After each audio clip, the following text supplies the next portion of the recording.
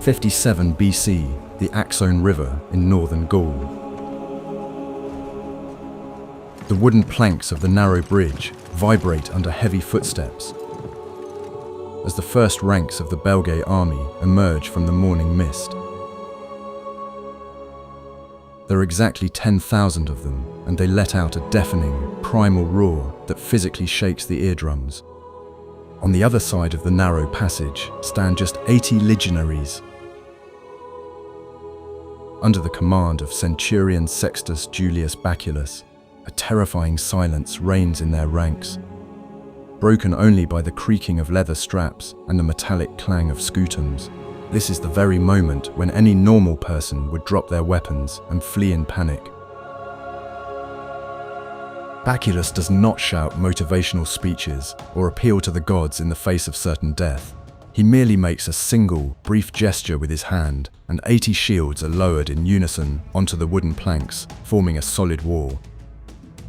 At this moment, the bridge is wide enough to accommodate exactly 3 legionnaires in a single row. Ahead of them lies an ocean of enraged warriors, and behind them, cold water and utter uncertainty.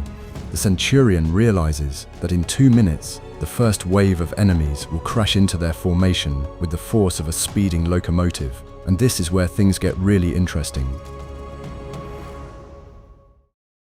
Today you'll see how one basic mathematical formula used by the Romans broke the backbone of an army that outnumbered them 125 to 1. We'll examine the geometry of a perfect stalemate where the enemy's numerical superiority becomes its greatest weakness. You'll learn why modern military academies, including West Point, still study this ancient paradox. We'll look at the events through the eyes of the people who created this ruthless military machine, from commanders to ordinary legionnaires. This is a story of how discipline, terrain, and engineering calculations can replace thousands of swords. It is difficult for modern people to imagine the level of stress these 80 fighters experienced before the clash. We are accustomed to thinking that in ancient battles, everything was decided by personal bravery or a lucky turn of events, but ancient texts reveal a completely different picture of what happened on the battlefield. It turns out that the Roman system of survival was based on principles that are actively used today in advanced mathematics and modern logistics. And to understand this historical phenomenon, we must first look at the battlefield through the eyes of an engineer. The Roman general Julius Caesar often mentioned in his notes the concept of strategic positioning, which determined the outcome of campaigns. In 57 BCE, he deliberately chose a hill near the Axone River for his camp, leaving a narrow bridge as the only route. Gaius Julius understood that 10,000 Belgae would be unable to utilize their sheer numbers if forced to attack through a narrow bottleneck. The bridge narrowed the front of the attack to exactly the width of 3 Roman tall shields. At that moment, the enemy's massive army effectively ceased to exist as a unified, threatening force. Sounds strange, doesn't it? But let's look at this situation from the perspective of strict physics and mathematics. If the front is limited to 3 meters, the enemy can send only 3 armed men at you at a time.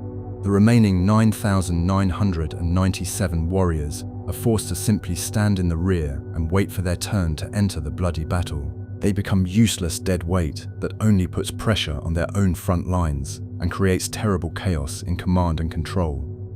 In modern tactics, this is called the bottleneck principle, and the US Marine Corps regularly practices it during its exercises. The Romans brilliantly applied this pragmatic approach 2,000 years before the first modern military manuals appeared. The pressure of a crowd numbering in the thousands in such a narrow space creates a deadly effect, which security experts at large stadiums study today. The rear ranks of the Belgae could not physically see what was happening in front of them and continued to push their comrades with all their might. As a result, the front lines of the barbarians were literally crushed between the Roman shields and the dense mass of their own tribesmen. Historians have estimated that the pressure in such ancient clashes could reach 500 kilograms per square meter. The rib cages of many attackers simply shattered before they even had a chance to swing their swords once. It sounds gruesome, but this physical trap became the perfect tool in the hands of a skilled and cool-headed commander. Centurion Sextus Julius Bocculus fully understood this brutal geometric magic. His 80 soldiers did not simply stand in a random crowd, but formed a perfect rectangle that completely covered the wooden deck. The formation was approximately 26 rows deep, which provided incredible resistance to the barbarians' colossal frontal pressure. When the mass of Belgae roared as they struck the first shields, the Roman formation did not budge even 1 centimeter backward. It functioned like a monolithic concrete wall that instantly stops a heavy vehicle hurtling at full speed. But behind this impenetrable wall stood a sharp, calculating mind that assessed every free centimeter of space. Julius Caesar entrusted Bacillus with the most challenging sections of the front, precisely because of his incredible composure. This veteran had already faced similar critical situations during the grueling campaign against the Helvetia in 58 BC. Bacillus knew that the sturdy wooden supports of the bridge would withstand the enormous weight of the crowd, but the planks themselves would quickly become slippery with blood. So he ordered his legionaries to scatter coarse sand, gathered right from the banks of the Axon River, under their feet beforehand. This simple, everyday trick ensured that the Roman sandals had perfect traction on the surface, right in the midst of the bloody carnage. While the Gauls slipped and fell, the legionaries stood as firm as the stone statues on the Capitoline Hill. The historian Polybius wrote that the Roman legion resembled a living organism, where every single cell knew its exact place. The barbarians fought like a disorganized mob of individualists, where every warrior wanted to perform a personal feat and gain loud fame. The Romans, on the other hand, operated like a soulless industrial press, methodically and with the utmost composure, grinding up living flesh. The Belgae struck down from above with heavy swords, desperately trying to reach the legionaries, but their blows merely slid harmlessly off the metal edging of the shields. In response, 60-centimeter gladiuses shot out like lightning from behind the cover, delivering deadly thrusts to the enemy's unprotected bellies. This mechanical work required no unnecessary emotion. It demanded only perfect, almost machine-like synchronization. The Belgic warriors sincerely believed that their fearsome appearance and loud, primal war cries would make the enemy tremble. Many of them entered battle bare to the waist, adorned only with heavy golden torques around their necks. Celtic military culture demanded ample personal space for wide sword swings and the display of raw physical strength. But on the narrow 3-meter-wide bridge, their individual bravery found itself completely trapped within a cramped wooden cage. They got in each other's way, wounded their own allies, and were unable to utilize their primary tactical advantage. And this is where the Romans played their trump card, a weapon designed by engineers specifically for such confined conditions. The Roman gladius was a weapon forged specifically for bloody and incredibly dense hand-to-hand combat. On the narrow bridge, the barbarians' long 90-centimeter swords constantly became entangled with one another and with the wooden railings of the structure. To swing such a heavy blade, a Gaul needed at least 2 meters of free space around him. A Roman, with his short 60-centimeter weapon, needed only 15 centimeters for a quick, deadly thrust. The bridge's geometry effectively neutralized the enemy's primary weapon, leaving him completely defenseless against high-quality Roman steel. Modern experts in close-quarters combat confirm that in a narrow corridor, a short blade always mercilessly defeats a long sword. But the gladius was effective only when used in perfect conjunction with the heavy Roman tall shield. The legionaries did not simply hide behind the scutum, they used its 10-kilogram weight as a powerful offensive weapon. The metal umbo in the center of the shield flew at tremendous speed straight into the faces and jaws of the advancing, enraged Belgae. While the stunned barbarian tried to regain his balance, the short sword was already doing its silent, deadly work. In modern professional sports, this is very reminiscent of a boxing combination consisting of a heavy, stun-inducing jab and a quick uppercut. Only with the Romans did this happen 1,000 times in a row, until a completely unexpected physical obstacle appeared before them. Here, another subtle factor came into play, one that Roman commanders knew how to exploit brilliantly to their advantage. The dead bodies of their enemies began to pile up rapidly on the narrow wooden planks of the old bridge across the Axum. After just 10 minutes of continuous fighting, a half-meter-high mountain of corpses had formed in front of Baculus's formation, serving as an excellent additional barricade. Subsequent waves of Belgians were forced to scramble over the bodies of their own comrades, losing their balance and exposing all their vulnerable spots. It was a terrifying, yet incredibly effective engineering strategy of antiquity, transforming enemy casualties into a sturdy fortification. But the psychological impact of this wall was even more terrifying than its raw physical barrier. The advancing Belgae were forced to march right over the faces and broken limbs of their brothers and fellow villagers. The bridge planks had become so slippery from spilled blood that the barbarians fell directly onto the protruding spears and swords of the legionaries. The smell of iron and the total panic created a terrifying sensory overload that literally drove the savage warriors mad. The Romans, meanwhile, securely protected by their enormous shields, simply methodically finished off those who tried to climb over this wall of flesh. Modern police SWAT teams use flashbang grenades to disorient opponents, while the Romans used primal fear and the terrain for this purpose. It was precisely this chilling pragmatism that would later become the foundation of an entire branch of military science. The military theorist Flavius Vegetius Renatus would later describe this principle in great detail in his famous treatises on military affairs. He explicitly asserted that nature and terrain are often far more useful than even the bravest and largest army in the world. Roman commanders spent entire months meticulously studying the terrain before even engaging in open battle. Modern military analysts refer to this as leveraging a force multiplier, which allows a clear numerical minority to strictly dictate its terms.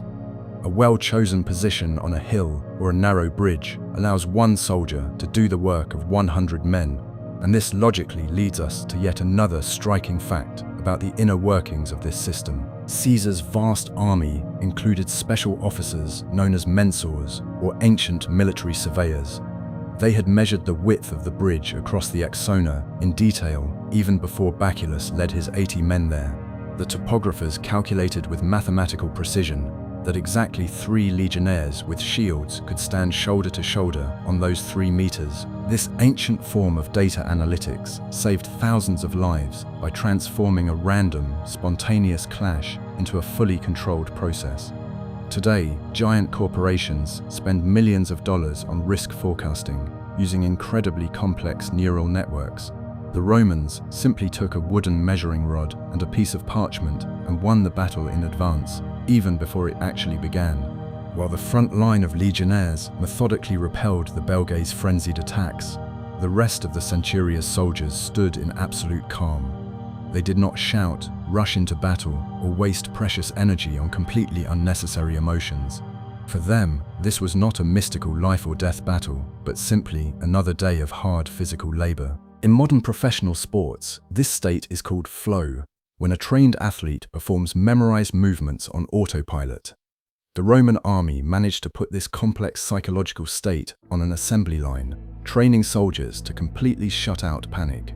But how can one maintain such composure when a real bloody massacre is unfolding just 5 meters away? The secret lay in a strict internal hierarchy, and one man who stood behind this iron discipline. Option: Bacul's direct deputy constantly walked behind the legionnaires with a long wooden staff in his hands. His job was to keep the ranks in order and ensure the soldiers were breathing correctly and deeply while awaiting their rotation. If any of the fighters began to tremble or tried to peek out from behind their shield, the option would immediately bring them back to reality with a powerful blow from his staff. This strict external control relieved the legionnaire of the heavy burden of having to make independent decisions in a terrifyingly stressful situation. All that was left for the soldier to do was breathe evenly, listen to the curt commands, and silently wait for his turn to step onto the blood-stained battlefield. Casualties among the barbarians were rising rapidly with every passing minute, but they continued to blindly press forward, completely unaware of the reality of the situation. The rear ranks of the Belgae could not see what was happening in front of them and were forcefully pushing their own comrades straight into the sharp Roman blades. This fatal breakdown in communication within a huge, disorganized crowd regularly and mercilessly destroyed barbarian armies throughout Europe. They had no system for quickly relaying orders, no sergeants, and no understanding of how a command structure worked. Each barbarian simply wanted to reach the enemy first, unaware that he himself was becoming a deadly weapon against his own brothers. And here our story reaches a thoroughly cinematic, yet entirely real conclusion. Centurion Baculus simply stood and coldly watched as 10,000 enemies effectively destroyed themselves against their impenetrable shields. The Romans only occasionally took a single synchronized step forward to push the piled-up bodies into the churning, cold waters of the Axon. It was very much like the operation of a soulless garbage collection machine, where each individual element performed its function with perfect precision. A handful of 80 men did not merely survive by a miracle, they methodically and mercilessly crushed the vanguard of Gaul's most ferocious army. But even the most perfect formation will inevitably collapse if the rank-and-file soldiers run out of strength to hold their shields under such colossal pressure. The geometry of the bridge determined the outcome of the first minutes of the clash, giving the legionnaires a powerful initial advantage. But even an ideal position cannot save an army if its soldiers cannot endure a marathon of killing lasting many hours. Any person's muscles inevitably become saturated with lactic acid, and the nervous system begins to malfunction seriously. And to understand why these 80 men didn't break after 2 hours of battle, we need to go back in time. After all, the secret to their superhuman endurance lay in the tough decisions made by one particular politician. 50 years before the events on the Axon River, the Roman war machine looked completely different and often faltered. At that time, the legions consisted of civilian militiamen who purchased their own weapons and necessary supplies. But in 107 BC, the consul Gaius Marius carried out a reform that forever changed world history. He transformed the army from an elite social club into a rigid, professional state institution. Marius was the very man who established the standard centuria of 80 heavily armed soldiers. Before Gaius Marius, the size of units fluctuated constantly, creating utter chaos in battlefield management. The reformer introduced a strict, unchanging standard: 80 soldiers plus 20 non-combat personnel in each centuria. This allowed commanders to calculate provisions, camp area, and the necessary formation width with mathematical precision. Modern multinational corporations call this the standardization of business processes, which makes it easy to scale a company. Marius simply applied this approach to the business of conquering foreign territories, and it worked perfectly. Marius's most radical decision was that he strictly required soldiers to carry all their equipment on their backs. The legionnaires earned the ironic nickname Marius's mules because they carried about 30 kilograms of cargo on their backs. This enormous weight included weapons, heavy armor, tent pegs, a pickaxe, a shovel, and a 3-day supply of food. Modern elite special forces units undergo similar trials during qualifying forced marches, but for the ancient Roman soldier, this was not a one-time test of endurance, but a basic daily routine. Why did the great statesman force his soldiers to voluntarily turn themselves into pack animals? The answer lies in logistics and speed of movement, which often determine the outcome of a war long before the first sword is drawn. By doing away with cumbersome supply trains, the Roman army instantly became the fastest military force on the planet. Enemies simply could not react in time to the appearance of the legions, which easily covered 30 kilometers a day. Our centurion Baculus and his 80 soldiers were the first to reach the strategic bridge precisely because of this logistical system. In addition, Marius introduced strictly standardized weapons, which were now issued at the expense of the state budget. Every legionary in Baculus's centuria was armed exactly the same way: a helmet, chainmail, a full-length shield, 2 pilum, and a gladius. In the chaos of battle, this meant that any soldier could instantly replace a wounded comrade without compromising the effectiveness of the entire formation. If each warrior had his own unique weapon, the formation would have collapsed at the first serious casualty. This is the principle of interchangeable standard parts. which Henry Ford applied in his factories only 2,000 years later. The physical conditioning of these men amazed even the seasoned professional gladiators of that harsh era. During endless training sessions, the legionnaires used swords and shields that weighed exactly twice as much as their combat counterparts. This is the basic principle of overload, which is actively used today by professional weightlifters and mixed martial artists. If you're used to swinging a 2-kilogram wooden sword every day, a combat gladius will feel like a feather to you. During that grueling battle on the bridge, this ingrained muscle memory undoubtedly saved the Romans' lives. The psychological effect of such monotonous drills was no less important than the soldiers' raw physical strength. Daily grueling marches completely erased individuality, transforming disparate peasants into a single, steel-like machine. Gaius Marius understood perfectly well that a soldier exhausted by training simply had no energy left to fear the enemy. The historian Plutarch rightly noted that Roman soldiers feared their commanders far more than barbarian axes.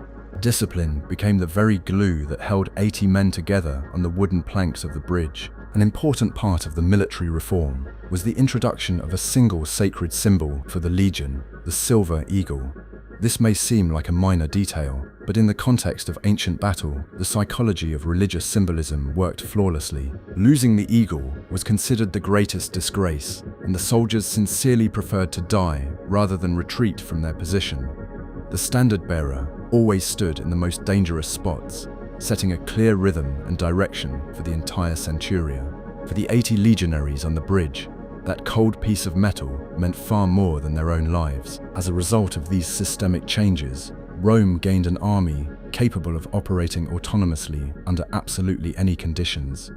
The centuria became an independent tactical unit that could successfully engage in combat, both as part of a legion and on its own. On the bridge across the Axon, Baculus's hardened soldiers did not need orders from high command for every step. They simply activated the memorized survival algorithm that had been drilled into their subconscious through thousands of daily repetitions. It was a perfect demonstration of how well-designed political reforms translate into victory on the battlefield. Guy Maria's reforms laid a strong foundation, but the system itself does not work without proper tactical application. By the 30th minute of the battle on the bridge, even the most trained and resilient legionnaires inevitably began to tire. The human body cannot indefinitely hold up a heavy shield under the relentless blows of enemy weapons. And it was at this critical moment that the next and most striking mechanism of the Roman war machine kicked in. It's time to learn how to replace exhausted soldiers right under the nose of a furious enemy. It's very similar to hockey. Imagine a modern, high-intensity hockey game where players regularly rotate on the ice to maintain their speed. The Romans applied an absolutely identical principle, but in the midst of a real bloodbath where even the slightest mistake cost a life. The military strategist Vigetius described in detail the system of rotating fighters right in the midst of active combat. Every 15 minutes, at a signal from the centurion, the front line of legionaries would retreat in an orderly fashion through the ranks of their comrades. Fresh fighters would instantly take their place, ready to continue the monotonous work of methodically destroying the enemy. This sounds completely unrealistic to anyone familiar with the utter chaos of hand-to-hand combat. How is it possible to retreat in an orderly fashion when a frenzied, 2-meter-tall armed barbarian is pressing against your shield? The secret lay in the very distance between the legionnaires in formation, which was exactly 90 centimeters.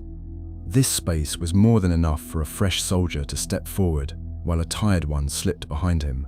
The barbarians simply didn't have time to figure out why a completely fresh Roman had suddenly appeared in front of them. The Belgae on the bridge faced a veritable psychological nightmare that quickly shattered their will to win.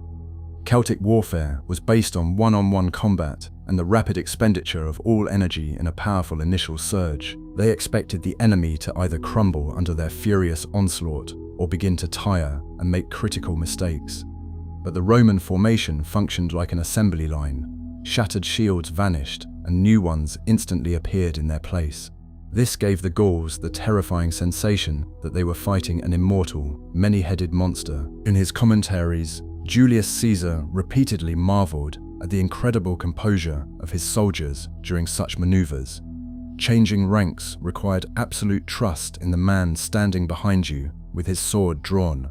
If a fresh legionary hesitated for even a single second, the enemy's blade would inevitably find a breach in the defense. That is why the Romans drilled this complex tactical element to the point of nausea until it became a spinal reflex. Modern special forces soldiers call this muscle memory, which does not shut down even at peak adrenaline levels. Stress management was the primary goal of all Roman military training, a fact often overlooked by modern historians. By biological nature, humans are not adapted to stand still when a frenzied mob is charging at them.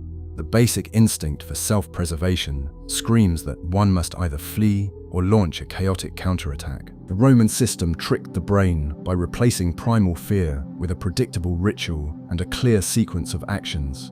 Soldiers focused exclusively on the centurion's commands, which reduced the level of panic in their blood to an acceptable minimum. A whistle or the sharp blast of a trumpet cut through the din of battle, giving a clear signal to begin the tactical rotation. At that moment, Bakul and his 80 legionnaires moved with the cold precision of a reliable Swiss watch mechanism. A weary soldier would deliver a powerful thrust with his shield, knocking the stunned enemy half a meter back to create a gap. In that split second, the shift took place, and the barbarian once again ran into a wall, but this time one manned by fresh troops. It was a brutal and methodical meat grinder that left no room for heroism or individual initiative. Interesting fact, Roman military doctors already understood perfectly well the importance of controlling heart rate. The constant rotation of ranks prevented the soldiers' heart rates from rising to a critical level, beyond which panic would inevitably set in. A weary fighter would move to the rear ranks, where he could calmly catch his breath, drink some vinegar water, and wipe away the sweat. After 45 minutes, he would return to the front lines, fully recovered and ready to fight with renewed vigor. By comparison, the Gauls on the bridge swung their swords non-stop for 2 hours and simply fainted from exhaustion. Such a complex system demanded incredible strictness from the non-commissioned officers who controlled the rear ranks. If a soldier refused to return to the front line, he was brutally punished on the spot without any trial.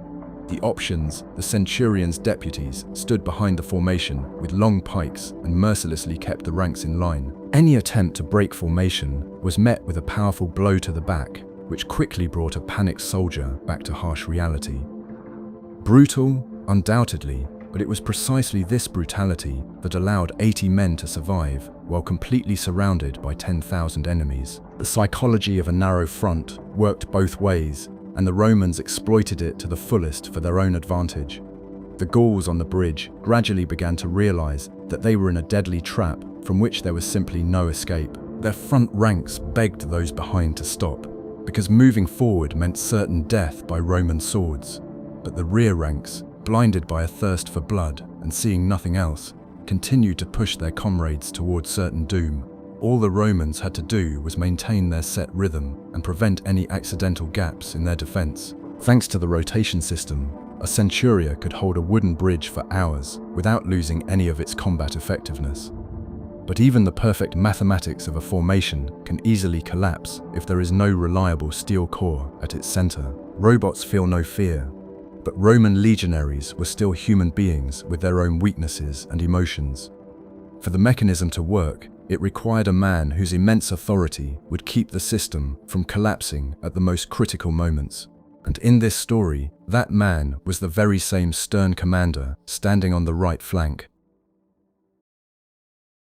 In popular Hollywood movies, ancient generals usually ride horses in front of their troops and deliver long, bombastic speeches. In the real Roman army, the commander of the basic tactical unit, the centurion, performed a completely different, more practical function. Sextus Julius Baculus was not a wealthy aristocrat. He was a career soldier who had risen through the ranks from a simple legionary to an officer. His high rank was called primipalus, which meant the legion's senior centurion, a man who saw literally everything. And he knew for certain that beautiful, long speeches were absolutely useless when a mob of savages was charging at you. Buckle's role on the bridge was not to personally kill as many enemies as possible with his sword, His main task was to act as the systems administrator of this bloody machine, monitoring even the slightest tactical glitches. The Centurion was traditionally positioned on the far right flank of the first rank, from where he had an excellent view of his entire formation. He constantly assessed the soldiers' fatigue levels, the angle of their shields, and the overall intensity of the pressure from the Belgae. Modern top managers would call this operational quality control under extreme crisis conditions. In his notes, Julius Caesar specifically singled out Baculus as a man of incredible endurance and iron will. In one of the previous battles, this centurion had been seriously wounded, but he continued to lead the camp's defense nonetheless. On the bridge across the Axona, his calm presence had a greater effect on the soldiers than any complex religious ritual. The legionnaires knew for certain, if Bacul remained in his place, it meant that the cold mathematics of battle was still on their side. His confidence instantly spread to the others, completely preventing the spread of animal panic through the ranks. The centurion's appearance was specifically designed to make him as easy as possible to spot amid the chaos of battle. The transverse crest on his helmet stood in stark contrast to the longitudinal crests of ordinary soldiers, or their complete absence. It served as a reliable visual beacon. No matter where a legionnaire looked, he could always see his commander. In addition, Baculus wore greaves and silver decorations on his chest, which further emphasized his high status. In modern armies, officers try not to stand out so as not to become targets for snipers. But in Rome, things were different. A centurion was simply obligated to lead by example, constantly positioning himself at the most dangerous point of contact with the enemy. Officer casualties in the Roman army were always disproportionately high compared to those of the rank and file. According to grim statistics, 1 out of every 5 soldiers killed in a legion was often a fearless junior commander. This was a high price to pay for that very absolute trust that compelled soldiers to blindly march into any meat grinder.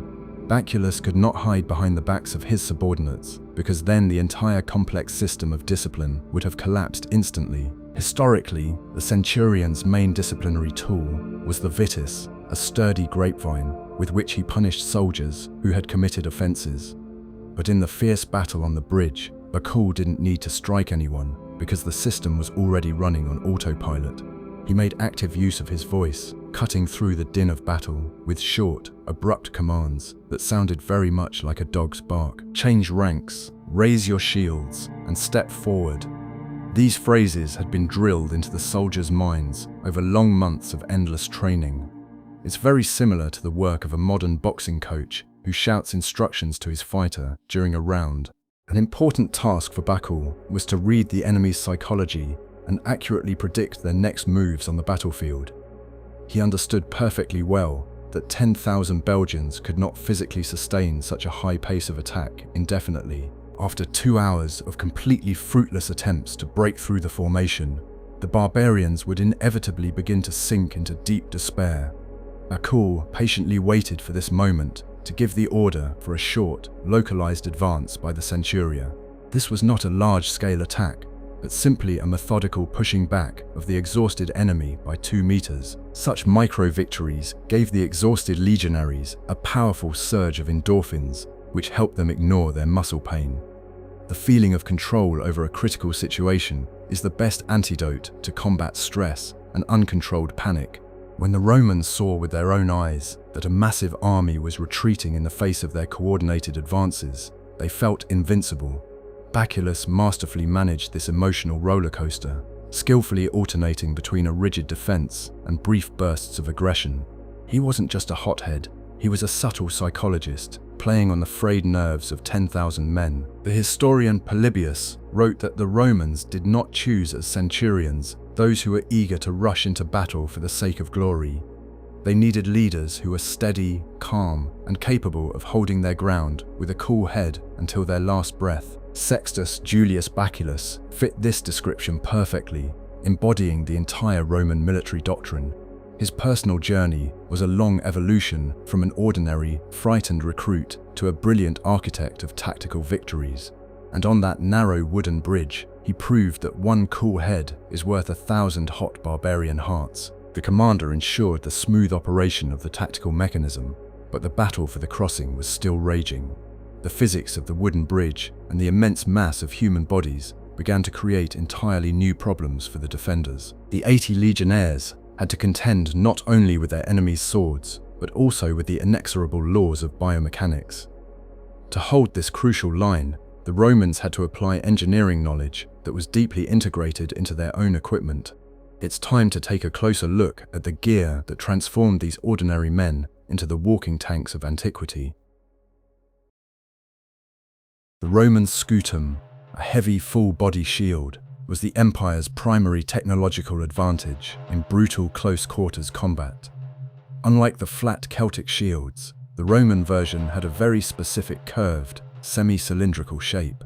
This geometry allowed the kinetic energy from an enemy blow to be effectively distributed across the entire surface of the shield. When a barbarian struck the scutum with all his might, using a heavy axe, the blow did not break the legionary's arm, but was safely dissipated. Modern engineers use exactly the same principle to create sturdy architectural arches and monumental domes. The scutum weighed about 10 kilograms and consisted of 3 layers of wood glued together perpendicular to one another. This was an early form of classical plywood, which provided incredible strength despite its relatively light weight and thinness. The edges of the shield were reinforced with bronze or iron to prevent rapid splitting from chopping blows from above. The metal umbo in the center served not only to reliably protect the hand, but was also a formidable offensive weapon. Baculus's legionaries constantly and methodically struck the faces and chests of the advancing Belgae with this iron fist. An average, untrained person cannot hold 10 kilograms at arm's length for more than 5 minutes. The muscles would simply give out. But the Romans did not hold the shield using their shoulder muscles at all. They rested it on their left knee and shoulder while standing in a half squat. In this position, the shield's enormous weight was transferred to their sturdy skeletal frame and strong leg muscles, completely relieving the strain on their arms. This is classic biomechanics, which weightlifters today study closely to conserve energy when lifting barbells. Roman recruits practiced this proper stance for several months until it became second nature. Amid the colossal pressure of the crowd on the bridge, the 3 front-row legionnaires literally dug their feet into the wooden decking. Their spiked sandals, caligae, functioned like modern professional soccer cleats, providing maximum traction on the surface. Without these spikes, the tight formation would simply have been pushed backward under the uncontrollable pressure of 10,000 human bodies. The small iron nails on the soles became that very inconspicuous detail that held the bridge in place and saved Caesar's army. And this is where ancient history becomes even more interesting from a modern perspective. The rear ranks of the centuria weren't idle either. They physically propped up their comrades in front with their own shields. This created the effect of a monolithic mass where the enemy's pressure was evenly distributed across a depth of 26 men. To break through such a wall, the Gauls would have needed a combined force exceeding the total mass of the entire Roman unit. But since the bridge was very narrow, they were simply physically unable to capitalize on this advantage in mass. Physics turned the Belgae's numerical superiority into a useless statistical fact that meant absolutely nothing. In addition to the smart shield, Roman armor, the lorica hamata, or chainmail made of thousands of small iron rings, played a huge role. It weighed about 15 kilograms, but its weight was distributed perfectly evenly across the shoulders with the help of special leather straps. The chainmail provided excellent protection against slashing blows, which were the primary fighting style of numerous barbarian tribes. When an enemy blade did manage to get past the scutum, it would merely slide harmlessly along the iron rings without inflicting deep wounds. This gave Baculus's soldiers a margin for error, a luxury completely denied to the lightly armed Gallic warriors. Let's not forget the Montefertino type helmet, which featured wide cheek guards and a special visor at the back. This ingenious design protected the soldier's neck from deadly blows from above while he took cover behind his large shield. The helmet's angle caused enemy blades to slide off, safely diverting the impact's energy away from the vulnerable head.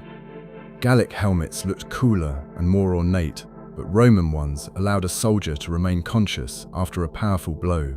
Beauty gave way to utilitarian industrial design, focused exclusively on the wearer's survival. The incredible endurance of this system was supported by a strict diet, which we've already mentioned in the context of training. Legionnaires ate primarily complex carbohydrates, which provided a slow but steady flow of energy over several hours. Before battle, Baculus's hardened soldiers did not stuff themselves with heavy meat. They ate hardtack and drank water with a small amount of vinegar added. This drink apparently prevented dehydration and muscle cramps, functioning like a modern sports drink for marathon runners. While the barbarians were agonizingly gasping for breath from thirst and exhaustion, the Roman machine continued to breathe steadily and kill. Toward the end of the 3-hour battle, the mountain of dead bodies on the bridge had grown so high that the attacks physically came to a halt. The Belgae simply could not climb over the terrifying barricade of their own comrades, while under the aim of Roman pilums. Baculus ordered his men to retreat in an orderly fashion, 5 paces back, to give the enemy false hope and lure them out. When the barbarians began clumsily climbing over the bodies, the Romans mercilessly pelted them with heavy javelins from a distance of 10 meters. It was the final chord in a brutal symphony of geometry, physics, and absolute human endurance. Weapons, armor, and the terrain created simply ideal conditions for 80 men to achieve the impossible. But this system would never have worked without the level of psychological training that turned the legionaries into cogs in a machine. The outcome of this particular bloody skirmish by the Axon River was predictable for Caesar, but deeply shocking to his enemies. An army of 10,000 barbarians was unable to break through a handful of men, and this forever changed the rules of warfare. All that remains is to draw our final conclusions and understand why this ancient lesson remains relevant to this day. Let's return to that very scene from the beginning of our story, to the vibrating wooden bridge over the Axon River. Now we understand perfectly well that the silence of Bacul's 80 legionnaires was not a sign of shock, but the sound of an algorithm at work. They had no intention whatsoever of dying a heroic death. They planned to use mathematics and biomechanics to return home. Every step they took, every turn of their shields, and every change in position had been calculated long before that rainy, foggy morning. This was not a victory of the spirit over weak flesh, but of cold, engineering precision over a disorganized mob. Centurion Sextus Julius Baculus reached the end of that long day, not as a mythical hero, but as a brilliant systems administrator.